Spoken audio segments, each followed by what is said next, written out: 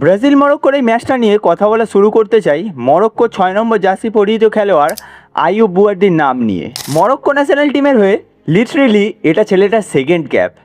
Under 17, under 18, under 21 লেভেলে ছেলেরা ফ্রান্সকে রিপ্রেজেন্ট করেছিল। কিন্তু এই আইয়ুব বুয়ার্দি আজকে গোটা লাতিন আমেরিকা নয়, ওয়ার্ল্ডের one of the best footballing nation ব্রাজিলের মিডফিল্ডটাকে শিখিয়েছে how football has to be played. Bruno Guimaraes, Casemiro, second হাফে ফাবিনো, লুকাস প্যাগোদা, মিডফিল্ডের প্রত্যেকটা প্লেয়ারকে এই আইয়ুব বুয়ার্দি আজকে আউটক্লাস করে দিয়েছে। ব্রাজিলকে শুধু মাঠেই নয়, এই আজকে ড্রটা দিয়ে মরক্কো মেন্টালি বিট করে দিয়েছে।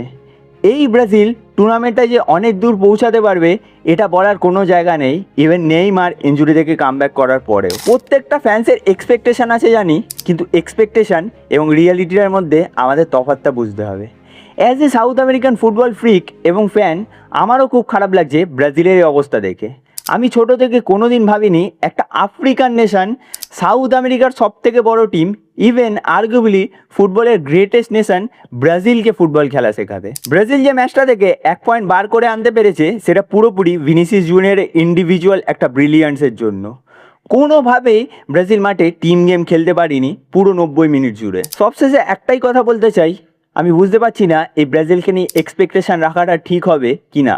হয়তো গ্রুপ থেকে একটা সময় আসবে তারা সেকেন্ড হয়ে নকআউট স্টেজে কোয়ালিফাই করতে পারে। This is not the Brazil, this is not the Latin American football I know personally.